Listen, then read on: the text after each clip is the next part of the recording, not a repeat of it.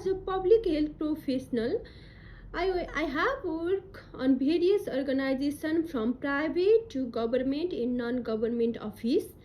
And currently I am working as a pharmacy in charge in Karuna City Clinic since 2021. Along with this, I am also managing director of Apollo Medico Pharma since 2017, and I am consultant of USAID as a cold chain officer from Management Division of Health Service Department since 2021.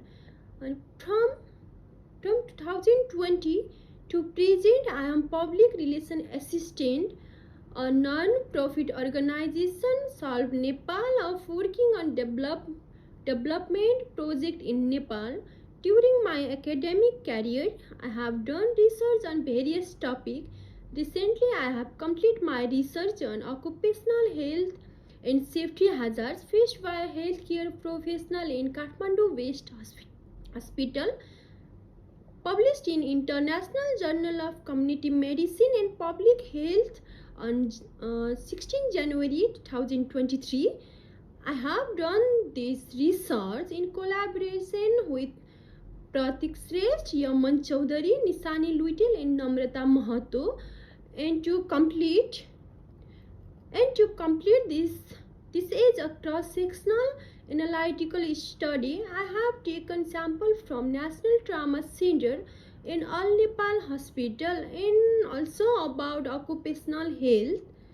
According to the World Health Organization (WHO), 59 million people globally working health care facility, accounting for 12% of working population. The International Labour Organization (ILO) report that millions of healthcare workers suffer from work-related disease and accident, and many succumb to occupational hazards. This highlights the need to address the occupational health and safety concern faced by healthcare professionals also in Nepal. And occupational health and safety is a crucial aspect of any workplace, especially the healthcare industry where workforce are constantly exposed to various types of dangers. The primary focus of occupational health and safety is to ensure the well-being of the worker, protect them from potential harm, and promote a safe and healthy work environment. And this research paper found that back pain was the most common injury experienced by healthcare professionals around the world, with 64.8% of the 247 respondents reporting this condition, and over half of them were also afflicted by needle prick, a sensation of uncomfortable tingling sensation prickling in arms, legs, and hand or feet. 35 to 2% of respondents were suffering from hepatitis B, and 23.9% of respondents were suffering from COVID infection. And the majority, 88.7% of health workers used PPE while working, and biological hazards were the most suffer hazards, followed by chemical hazards. In the age group of 50 to 60 years, higher secondary level graduate, government health workers, doctors, and nurses were statistically significant with safety practices, whereas Buddhist marital participant, governmental health workers, nurses, and radiologists were associated with hazards. And the study also highlighted the prevalence of workplace hazards, with over 80% of the participants viewing them as a potential cause of injury or adverse health effect, while many workers aware of the hazards in the hospital environment and recognize the importance of protect themselves. A significant number had not received any training to do so, and over half of the respondents cited biological hazards as the biggest threat, with 87% of healthcare professionals reporting exposure to chemical and 88% to biological risks and 66% to dangerous. And this study also found that work experience, employment status, and job type can impact the likelihood of facing hazards, with radiologists being a particular high risk group. And although the measurement of radiation exposure among healthcare professionals can be challenging, almost half of the respondents reported constant exposure to radiation. And taking about the methodology, and I have applied a quantitative cross-sectional analytical study to complete this research. This conducted in the hospital based in Kathmandu district.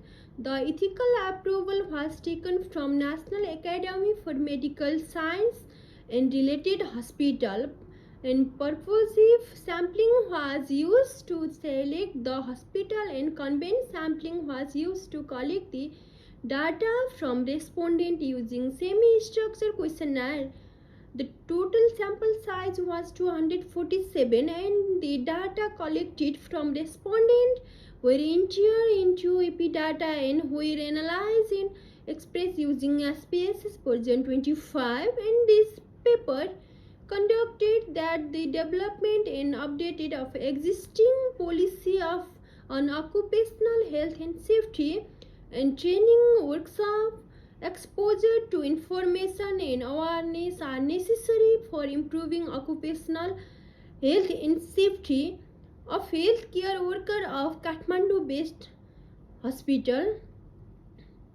Despite the effort made by scholars and practitioners to raise awareness about workplace health and safety, Nepal lacked legal support for occupational health and safety concern.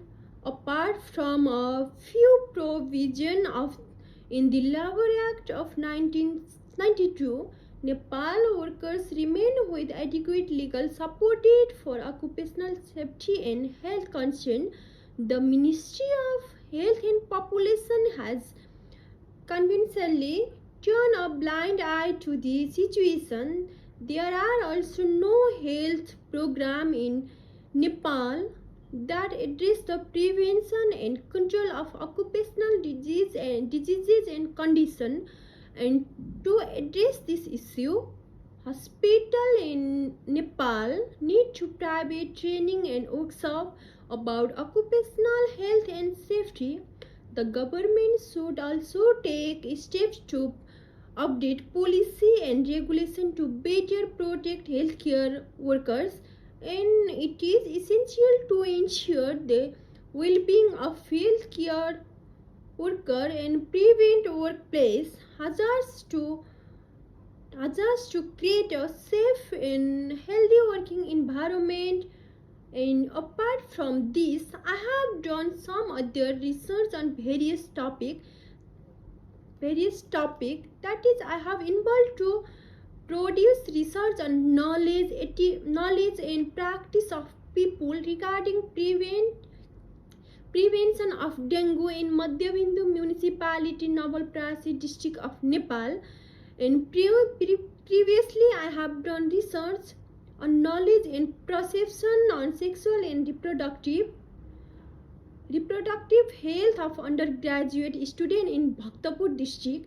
And I have involved to do a community-based cross-sectional study titled in knowledge and practice of traditional health among adults of Basgari municipality, Bardia district.